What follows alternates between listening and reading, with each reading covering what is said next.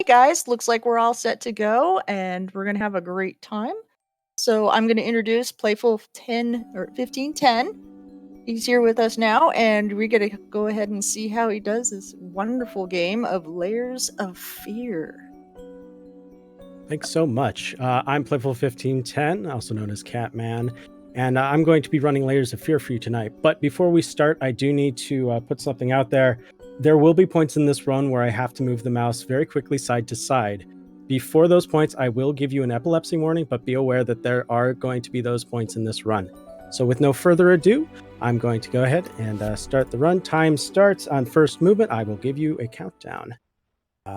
So yeah, I think I will go ahead and introduce Carrie Attica. He's my couch for tonight. Say hello. Attica, and I've done some routing for Chapter 3 of Layers of Fear, as well as I have discovered how some of the glitches work on the technical side of things. Awesome. And so we're going to be starting timer in 3, 2, 1. Let's go.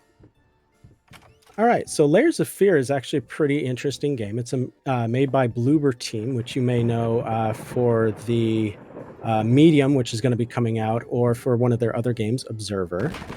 This game is basically a... excuse me. Wow. Okay. Basically the story of a painter who loses his wife and daughter in a series of unfortunate circumstances. So what we're going to be doing here is we're going to be grabbing this painting, grab that there and go down. This goes pretty quickly here at first. And what we're going to be doing in here is going to be turning around. The game is not very well optimized. As if you've noticed, there are going to be some hitches, and that's not my computer. That's just the game. It's going to be 854. This is going to be the first bit of RNG in the run. And yeah, this game is pretty fun. It's the first speed game that I ever did. I had performed this for excuse me, door, please, thank you. Performed this for my 12-hour challenge about a month and a half ago. It was pretty cool. I had seen another streamer play it casually and then do a speed run of it. And it seemed pretty simple. Like, I wouldn't say easy, but pretty simple. For the most part, this run is movement. By the way, the first warning is coming up here. Once I go into this room, don't look back until I say. So pretty much what I'm doing here is I am very rapidly swinging the view around. We're trying to hit some look triggers, and we haven't quite worked out where they are. So unfortunately, I just have to sit here and spin until that happens. I stand here, wait for the knife, and go back towards here. Now, the story that I was, like I was saying, was a painter who lost his wife and child. But what I did not mention is that the reason that he lost his wife and child is because of him. He is an alcoholic abuser. And that stems from his undiagnosed schizophrenia, which is mentioned in the game. And what we just picked up just now was a piece of canvas, but it's not actually canvas. It's actually the wife's skin. Now, each time that you go ahead and click on that canvas there, it changes, as you could see. And what we're going to be coming up on here right now is the first elevator of the run. There are 3 within the run, and this is the only one that goes up. The other 2 go down, and in those, I might be able to show off a strat called Fast Elevator. But first, I need to show off our spooky wife. And we're going to be seeing a bit more of her throughout the run, but because we're trying to go fast, we're not going to hit most of the jump scares that she does. And like I was saying, the reason why he sort of lost his the way that his schizophrenia manifests is through seeing rats that don't exist and through notes from his wife that are very negative that she does not actually write. Now, quick strat about this. This staircase is actually faster to go up if you're walking than if you're running, which is something that we found relatively recently, probably within about the last couple weeks. Now we're just going to go straight through here into this next room. And this door is pretty interesting because once you open it, you have to immediately look down because otherwise, nope, we still got hit by it anyway. That happens through normal play. And if you're actually good at the game, unlike me, you can avoid that by just looking down immediately as you open that door. Now, this is Bernie Dog. There's a reason why we call it Bernie Dog, but I'm not going to show that because we're here to save the animals, not have bad things happen. And coming up now is going to be one of my favorite, if you can hear my sarcasm, parts of the run, because if you've noticed up till now, grab distance for doors has been a specific length. This is about half that length.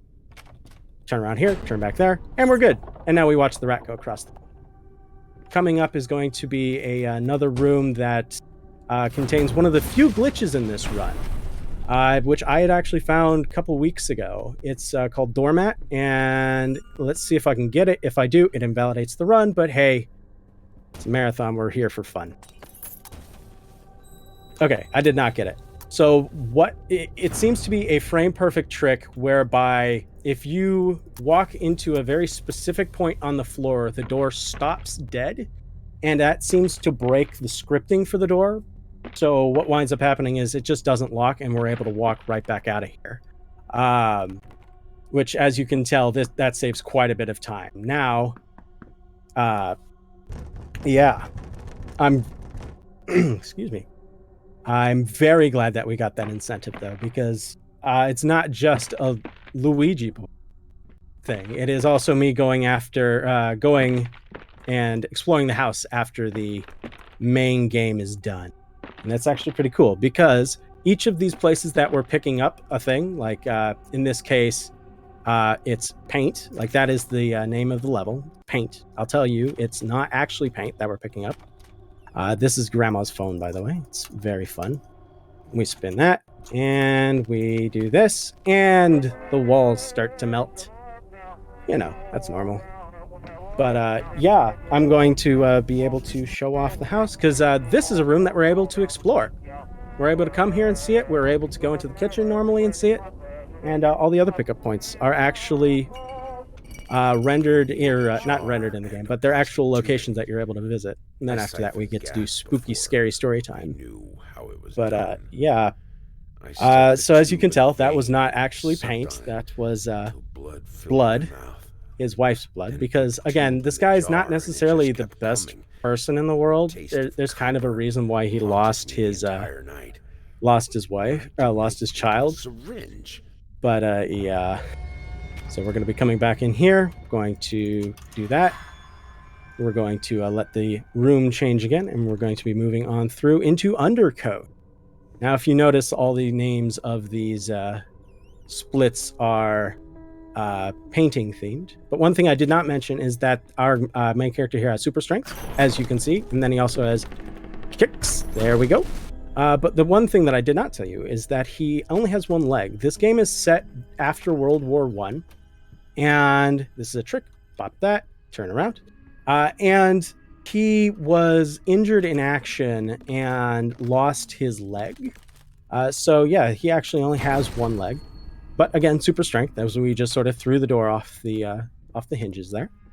And yeah, we're going to be we're coming up on a neat little segment here that Kariatica helped sort of route. It's called Loop, and I think I will go ahead and hand it over to him once I walk through that door over there. So if you want to go ahead.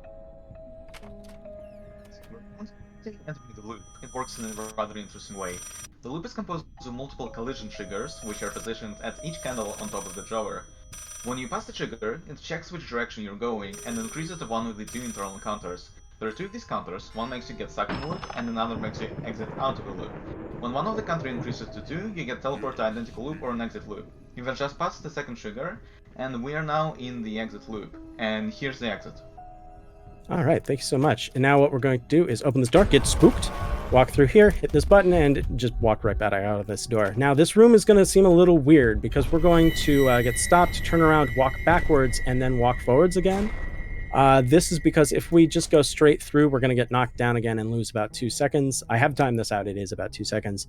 But coming up next is going to be the first down elevator of the run, which I'm going to try to show off fast elevator, but I cannot guarantee it, unfortunately. Yeah, unfortunately, no. Sometimes that happens where the lever goes to the right instead of to the left. It's sort of a double-edged sword trying to do fast elevator. Sometimes it works, sometimes it doesn't, sometimes it just fails terribly like that. So you never know what you're going to get. I had been able to get it relatively consistent. Apparently not right now. So now we're going to be entering into what I like to call rat maze, because you get the nice sound of rats, and it's really tight in here. I light that for a meme that I call light percent, just lighting that light. And then we come into here, pull down this, and walk on through. Coming up next is this corridor. And we're going to go through that door over there, turn around, and keep on going, because we don't have any time to waste. Now, we enter the Wibbly Corridor. I know, great name. I just made it up. And we're going to be entering into the last section of Undercoat. Now, what this is the basement. And we're going to be going over to that piano, smashing on the keys a bit, and then go turn the lights back on, turn that on, and then everything just sort of floats for a while. So while we float, if you have any donations, now's the time to go ahead and put those out. Do we have any donations at the moment? But if you'd like, I can go ahead and state our mission for our charity.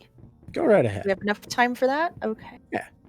So right now, thousands of animals are suffering silently with no chance of ever receiving veterinary care. Like you, we don't think this is fair. Worldwide Veterinary Services provide free expert care to animals in need all over the world. We do this by sending vets where they are needed most, training them to increase the standard of care globally, and by shipping urgent aid supplies worldwide every week of the year. So please donate what you can if you can. If not, we understand, but let's do this for the animals, guys. For the animals. All right, so now what I'm going to be doing here is I'm going to really quickly grab that and start heading back towards the door, and I'll let him explain what exactly he did Then here. I sawed it off with a handsaw, boiled it, then put the bone in a mortar. I had to get one, obviously. This was not something I'd done before. Finally, I mixed the dust with some white paint. It made for a lovely undercoat. So if you didn't quite catch that, he cut off one of his wife's limbs, boiled it to remove the flesh, and ground up the bone to put it into some paint. Like I said, not the best of people. So now what we're going to be doing is we're going to be exiting here. I'm going to try to show off something. Nope, could not get it. Basically, you are able to occasionally hit that from the backside, which is kind of cool. But now we're going to be going into going into brush. Here is, there's our wife. She actually came out today. Sometimes she doesn't like to. But first, we're going to be hitting a split that I call baby bonk. You'll see why here in a moment. But we turn around a couple times. There we go. And we're going to say happy birthday to Mr. Bear, because obviously it's his birthday. He has a birthday hat. So happy birthday, Mr. Bear. Hey, But, we did yeah. get a donation in. Oh. Go ahead. Is this okay? Yeah, go ahead. Okay, so we have a £5 donation from Zanil. Shout out to Playful for running this awesome game. I know how much he cares about the animals, and I'm so happy to see him be able to showcase this run. The video... and I don't know how to say the rest of that. Boboya Diva. Okay. Thanks so much. Thanks, because that money goes towards the animals. Now, coming up into this next room here is going to be the second room that has an epilepsy warning. I will let you know when it's safe to look at back. 1002, 1000. This is time-based, so I sort of have to do a counter in my head. So we spin twice, see the dude, look back there, and it's safe to look back. So now pretty much this whole section here is pretty much on rails. It's timed. So not much to do, but I like to just open up all the doors and stuff because it just gives me something to do. We can look at this, but very quickly here we will have the baby race, which is, I find it interesting. And then quickly after that, we will be hitting Baby Bonk, which you'll see why it's called that, and it's very entertaining, at least to me. See, baby race. It's very cool. I have to do a quick setup for a strat here. Put that dot there. 1, 2, 3. Excuse me. There we go. Excuse me. There we go. I've not had that before. Hey, it's the Marathon Creed. And that's why it's called Baby Bonk. I think I was a little bit too far forward, but that's not a problem. Okay, coming up next is what is called Fast Baby. If I get it, the run's cool. If not, well, we're going to be sitting here for a couple minutes, or like about 30 seconds. Okay, I got Medium Fast Baby. Basically, what we want to do is we want to turn our camera all the way to the right as quickly as we can, because that makes the baby kill us faster. And the faster the baby kills us, the faster we can move on. And the screen sort of flickers here. I'm not sure why it has always done this for pretty much every run I've ever seen of this. But there was a reason why I left that door open, and it wasn't just because I was being lazy. Partly that, but partly because we need to leave through that same door, and having it open like that just saves us a little bit of time. And then coming up next is going to be the baby's room, where we're going to have another like minute 45 auto scroller. So if you guys have more donation, now's the time to get them in, because they're probably going to get read. So we're going to go ahead and do that. And yeah, it's a nice spooky area. It seems nice at first, but we're going to very quickly find out that it's not so good. So yeah, if we have another donation, now's the time. Otherwise, I can keep talking. We don't have any new donations at this time. Okay, well, there is something kind of interesting about the number of dolls, which, if you've noticed, have shrunk. There are 10 dolls in the sort of main area baby's room, and there is lore behind that. Effectively, the painter, which is the name, the official name of the main character, gave his daughter, which is the daughter, a new doll every time that he yelled at her, which, considering there's 10, that's kind of sad. But yeah, now we get to spin around and look at the kids' painting, or kids' drawing. I guess I can talk about how the wife, more about the wife. The wife was a professional pianist. Now we see Spooky Baby off in the distance. Professional pianist. And she married the painter, as you could tell by the ring. And later on, she was in a department store when it caught fire, and she was one of only a few people who got out okay. But unfortunately, she didn't get out unscathed. She was burned pretty terribly, and it affected her ability to play piano, which led her to be depressed, which led to more things happening, which we can get to when we get to. But with that, we can go ahead and pick up this brush, which is a hairbrush, but it's not a brush for hair. It's a brush made out of hair. Different. You can look around the room. It's pretty cool because we got like a mobile right there. Nice. And we're going to go ahead and walk out this door, except we can't quite leave just yet because we have to say hello to Giant Baby with a lip ring, you know, because that's what this game is. This game does have very serious subjects, but it also has very nice moments of levity. So if you notice just there, I did actually get the interaction from the back. And now what we're going to be doing here is entering into the third loop of the game. What you're supposed to do is sort of walk around and around and around and around as stuff changes around you. But we've figured out that you just sort of need to walk back and forth between these doors. So that's what I've been doing this whole time. I wait for the light to start dimming, and then I can come over here. Open the door, walk in here. Let me see if I can get this. I did not get it. That's unfortunate. Occasionally there is a glitch whereby there is a rocking baby over in that corner. And what's funny is that once that segment ends, it's rocking one way, but then once the segment ends, it rocks in the completely wrong axis. So now we're going to skip past that because that is a scare from the wife that we don't need. And now we're into touch proper. You'll see why this is called touch, but yeah, this is the second, well, technically third part, bit of RNG of this run. The first is whether or not the doors are open in the intro, The second is the combination for the ring. And the third is this, well, it's going to be a lock that's coming up. We do have a YOLO strat for it, which is rat strat. Basically, you'll see in a second, but we just enter the code for rat, and sometimes it works, sometimes it doesn't. But I'll show you how we do this normally. So what you do would be you come over here, you look at that piece of paper. That looks like rat to me. But because it's a marathon, I'll show this off. Pretty much in casual play, you'd see what thing you have and then trace out all the numbers. That's rat, so that's 687. We can go 687, which is nice because rat is the fastest. So now we continue on through here, and we take a left, except, oh, we can't get through here. That's unfortunate. So, oh, we can't go back either. Oh, man, that sucks. Oh, where do we go? Where do we go? Oh, we go through here. Now, unfortunately, this hallway just always seems to just slow you down no matter what you do, so there's not really any good way around that. And you're slow pretty much all the way up until you enter this next room, like so. And next is going to be the Hall of Doors, because you bunch of doors here. Wow, they actually almost all worked this time. For speedruns, they tend not to actually open, which is kind of strange.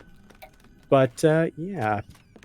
Now coming up is Big Face. It's one of the really big time skips of the run. Before you'd have to go all the way up there and do stuff, but now we figured out that you can just turn around at that shadow and you can just leave. You know, save you about 45 seconds to a minute. Now, we go around the wheelchair, ignoring it as we did in when our wife was alive. And we move on to the room before chain, and you'll see why I said chain. Don't look back. If you do, you get jump scared. All right, and this is why it's called chain. But yeah, one of the things about this game is it borrows very heavily from the ideas of like PT. So like look-based puzzles, repetition of rooms, also the loudest rat in existence. And you can sort of see that with like, if you've noticed, we've entered the same room a couple times now. Did I get it? I almost got it. So as you can see, that's a little bit faster than if I had to like pull it from the center over. So ideally you'd get it all the way over to the left. I was not. Unfortunate. It's sort of hit or miss. Do we have a moment for a quick donation? We do. Okay, so we got a large donation from Lanza, 50 pounds. Great Yo, run Lanza. so far, Cat. Save the animals. Save the animals. Thanks so much. Lenza is our moderator for the game, and he is also the admin for the Discord that we use. Now, if you notice, this room looks very familiar, and that is because this is the room that we had picked up the key from in the beginning. Let me see if I can find it real fast. If not, okay, I'll find it later. Yeah, so now what we're going to do is we're going to pick up these phones because our wife is kind of angry at us. And unlike before, these are set combinations. So this is 363. Next one is going to be 854. But we look up, we look forward, and we continue on. I love that strat. It is great. This next one is going to be 85. If I don't bonk into the door, excuse me, is going to be 853. And then after that, it's going to be 354. So 853. And if you notice, what I'm doing is I'm just pulling straight to that white bar. And that just makes it go really quickly. So, yeah. Now, I want to really try to not die here, because you can die in this game. And if you die, excuse me, come on. There we go. It wastes about half a minute to about a minute. And I don't want to do that. It's my, there we go. Can leave.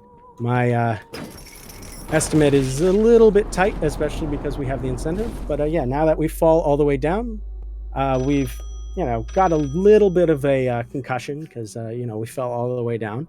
Probably, 100 stories or whatever it is. But that phone is being real insistent. We should probably pick it up. Cost of our own health. Oh, well, our wife is still pretty mad at us. But we can actually still do this while I'm waiting. So there's all of the medals. But because we have a concussion now, the phone melts. And because we've been a little bit slow, the game gives us the finger. I needed something to add the... Yes, I am proud of that pun. No, I'm not going to apologize for it. And now that's pretty much the end of phone. The end of touch. Chopped it off. Easier than After sawing this, we're away. going to go Washed it, touch dried the it in canvas an again, oven, and then move on fell to asleep, Witness, almost which is going burned to be the it. last section of the game. Well, I managed This to game is pull pretty this off. quick, which is really nice, especially for like a beginning speedrunning. And that's one of the things was, like I had said in the beginning, this was my 12-hour challenge. I had never like done a speedrun before this, and I had actually never played this game before I sped run it. All I had done was just seen somebody else play it. And like I went from 40th place to like 8th place in 12 hours. So like if I'm able to do that, like if you're thinking at all about speedrunning, this is the game to do it on. So now coming up is going to be a very loud portion of the game. So Tech is going to need to bring the sound down on this. I'll let you know exactly when, but pretty much you're going to be turning it back up once I get to the end of the hallway and turn around. So go ahead and bring the sound down.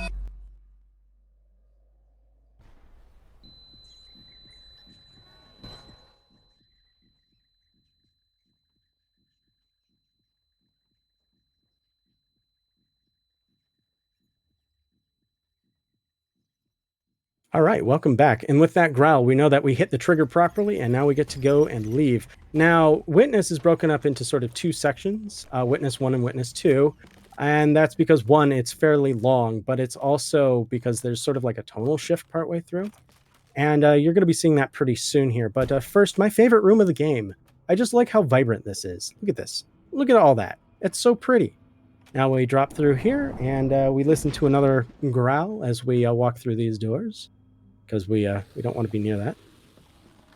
And walk through another door, go down these stairs, and this has I've definitely never bonked into this door before. Definitely not like I stopped right there because I've bonked into it a billion times. But coming up is going to be one of my other favorite parts of the run. This is going to be the Luigi board, not the Luigi board for the incentive, mind, but this is going to be the Luigi board that we see in the run. So, hi Luigi board, goodbye Luigi board. We leave it behind because we have faster things to take care of. Coming up is going to be what I like to call infirmary, where it's just sort of everything here is kind of melty and gross looking, whereas this is going to be nice and bright and pristine looking. So it just sort of reminds me of infirmary. So coming up in 2 rooms, I'm going to our character, I should say, is going to be dunking his head underwater for quite a while. So if that is triggering, I'm letting you know now to look away for a bit. I will let you know when it's safe to look back. And this is pretty much another like minute and a half ish like auto scroller. I'm just holding the mouse down. So if we have donations, now's the time. I don't have any new donations at this time. All right, well, come on, folks. Pony up some cash. The animals want and need your help. But yeah, pretty much right now what we're doing is we're just dunking our head under the water, and we're just sort of seeing the main themes that we've seen before. The wife, well, I guess this is like piano. I'm actually not quite sure what this one represents, but the next one's going to be baby. But backstory about the bathroom that we are in, it is the bathroom where the wife committed suicide. She was, it seems to be that she was sick of the neglect from her husband as his mental illness worsened. Now, one thing about this baby is it's not actually like painting, it's just rotating its wrist, which I find to be a little bit funny. But yeah, with that, I can release the button.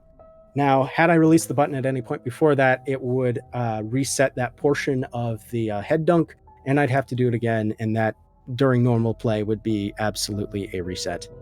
So now what we're going to be doing is we're going to be picking up the last piece of our wife.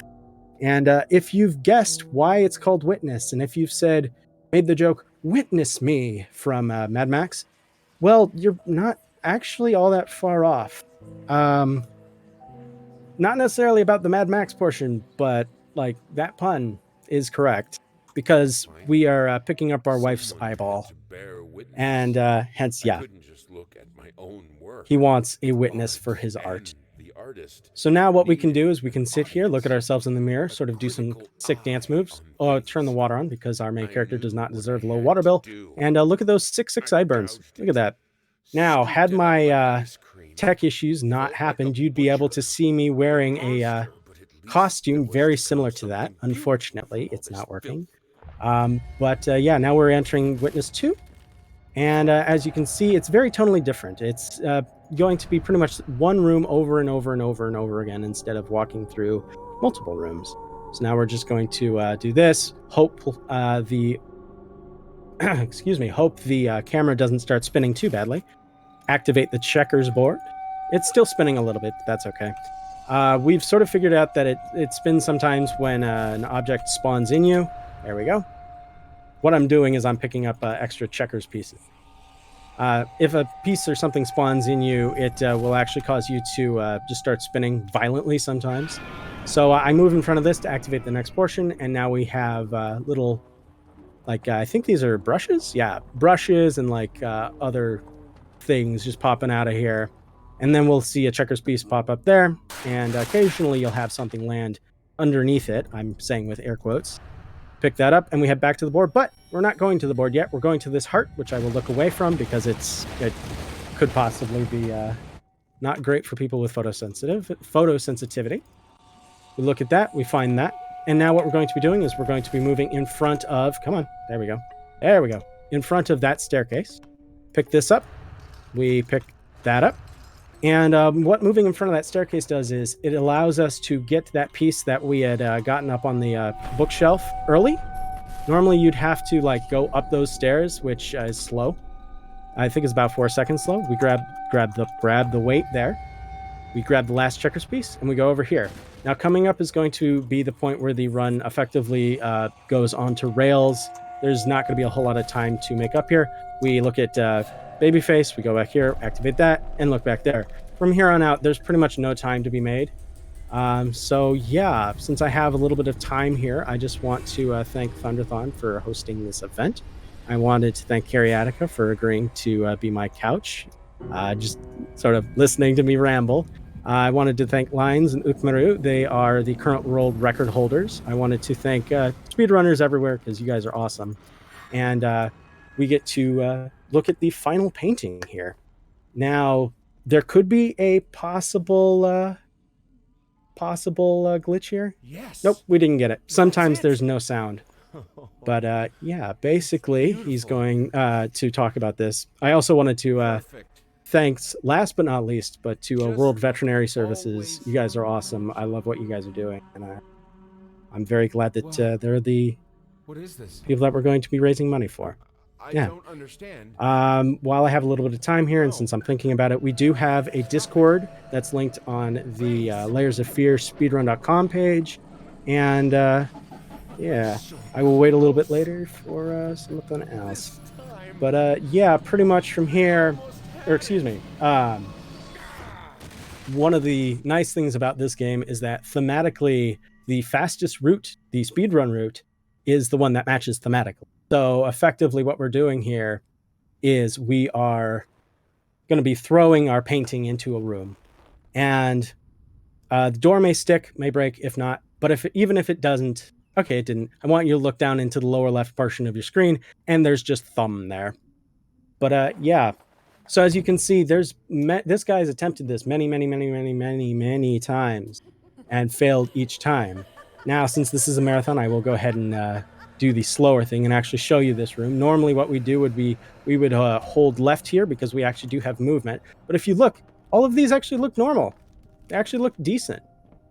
But yeah, if we were to go fast, we would have held left. We come back in here, we grab the keys. The game lags because, again, as I said, it is not very well optimized. And we avoid the banister because the banister makes us spin really, really quickly. Time is going to be coming up on last movement once the sound sounds for the painting. Look at that, pull that down, and time. Awesome. All right. If we have any more donations, that'd be awesome. Otherwise, I will move on to the incentive. No new donations at the moment, and GG on that. That was most excellent to watch. Thank you. All right. So since we did manage to get the incentive, I will go ahead and show this off. So pretty much, you can see lots of paintings in the actual house, just to start off with. But if these are all like public domain, which is why they're here. But if you notice, that's there. That's part of the Halloween event. which since we're so close, I was able to change my clock of my computer, so we're able to see it. So this is an article saying exactly how good the artist used to be, or the painter used to be. This here is a note from Carl Denton of Pesky Pests Pacification Company, basically saying, hey, stop bad-mouthing us to our clients because otherwise we'll sue you. You don't have rats. We've been there multiple times. Now, this is the collar of Popeil, also known as Bernie Dog. But we can move into the kitchen here, and it looks pretty much the same as what it was when we were in here last. Game likes to lag in here for whatever reason. And if you were wondering what's in this room normally, it's just a pantry. It's just a pantry. Now, if I tried to go in there during the run itself, it'd be bricked off. So now what we see here is a nice little shopping list for paint, brushes, air fresheners, apples, and a lot of booze. I mentioned he is an alcoholic. It's a note from the wife basically saying, hey, take some time off. I love you. Please, don't be too hard on yourself. Now we come into here. The water's already on, but we turn it on again. And right here is a invoice for a below-knee prosthetic. How the heck did they mess it up? And apparently he's not too happy about that. Now coming in here is a room that we don't actually go into normally. It's a little offshoot here, but you can actually see here how paranoid he is about rats. For instance, excuse me, there we go. Little Vinny and Partners, more rat things. A nice little rat trap, and if you go over here, you can set them all off, which is fun. Now, we get to go upstairs, which is another fun portion of the run, and show off a couple of the other points. Because like I said during the run, you can find all of the points where you pick stuff up in the main area. Here's some sheet music. You can play on the piano until it goes, I don't want you to play anymore. There we go. We can look at this note, which is basically the painter saying, hey, I worked late, don't wake me up. We can listen to this sick jam. We can open this to see how good the wife was at being a pianist. There's more to performing music. He regards those words. Mixture of awe and embarrassment. Here is the article for the department store fire. And if you notice, here is the wife's broken mirror, which sort of just reminds you how sort of tragic this story is. It really is. Sorry, I couldn't sleep. And we can open this to see a bunch of booze bottles and it's a very tragic story. It is, because through no fault of their own, terrible things happen to them.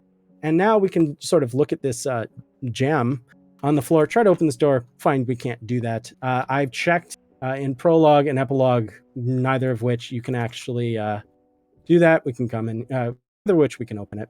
We can come in here, look at this, grab the key, but we don't need it. Look at this. Liam Brickstone from Whispered Tale Publishing House, basically saying, hey, yeah, we commissioned you to do some stuff for Little Red Riding Hood, and what you gave us, not good. But I mean, so far it doesn't look bad, right? Oh, I mean, it couldn't get worse, right? Couldn't get worse. This is for a children's book, right? Oh. So yeah, basically he was saying that this is not at all what we commissioned you for. You're lucky you're getting paid. We get to look at Spooky Ball as it bounces down, and we get to see the 10 dolls that I had mentioned previously. Now we can come over here, take a look at this rattle, and we can take a look at this soldier doll action figure. I don't know what you want to call it, which is thematically apt because the father was a soldier. Here's an actually not bad drawing from the daughter, which, or at least not bad for me. It's almost as good as how I can draw, which is not well.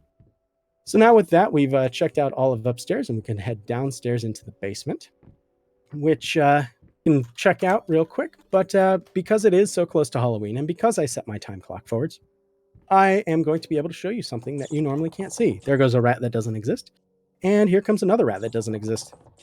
We get to look at the daughter's report card. And as you can see, she's doing okay in reading, not great in written communication, okay in math, not great in science, but she's doing awesome in art and music. Almost like when your parents push you to do only those things to the exclusion of everything else. You get really good at those and nothing else. Now, normally, this door is closed and locked, but because it's so close to Halloween, we can open this. And I can read you a spooky Halloween's tale. Come, little darlings, and hear the tale of three curious children, Bobby, Sue, and Gail. Down into the basement on a dark, stormy day our three little rascals chanced for to stray. Engulfed in darkness as deep as the night, they spotted a light that shone warm and bright. What is that? Asked Gale, our gangling young fave. Stay here, I'll go see, cried Bobby the brave. But while the two boys prepared to draw straws, Sue approached the light, silly as she was, and all of a sudden the whole room was drowned in warm yellow light. They all gathered round. And then Gale exhaled, it's a spirit board. Come, let's try it out. What could possibly go wrong?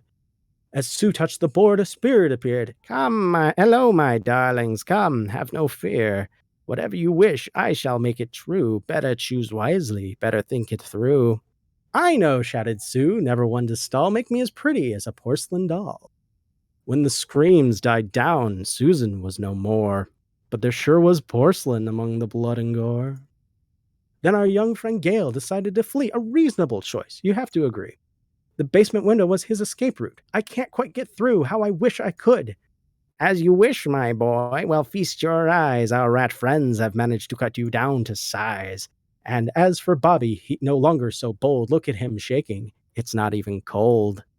Better make a wish, the spirit exclaimed. Make it a good one. This is not a game. Come on, make a wish. It's all down to you. I wish, the boy cried. All this wasn't true. Now, if you notice, there are some words with smudges on them, and those actually go ahead and bring us through to this portion where we can enter those. So first off, we can enter in porcelain. Now, I had gone ahead and found all of these just for the sake of the story, porcelain. There we go. And we can go through here. But normally what you're supposed to do is you're supposed to find these as you read those. And spooky baby doll. I guess that's Sue. Open this, grab this. And unfortunately, even though I picked these up before, I can't leave until I do that. So with that, we can move on to the next one. Open the door. And the next one is going to be Escape, where we get to see how good old Gale fared. Oh, yes. Now, while we wait for that, we can go ahead and pick up the next couple of pages, watch all the rats go streaming past, and yes, not quite Gale, but as you can tell, the story might have a little bit more truth to it than we might want to believe. And then last off, we get Game, which for me is actually one of the few ones that actually is a little bit spooky. But yeah, so now we go into here, we get to listen to this baby cry, look at it, and we get to open the light. And there's the spirit, ready and waiting. Now we can go over here, pick up this, we can leave. I just find it a little bit spooky because I don't like hearing laughing behind me. And with that, that's the end of the sort of main story portion, but assuming I have a little bit more time, I can show off a couple of neat little Easter eggs. So I can put in deer, and it's a nice little Evil Dead reference. Give it a second.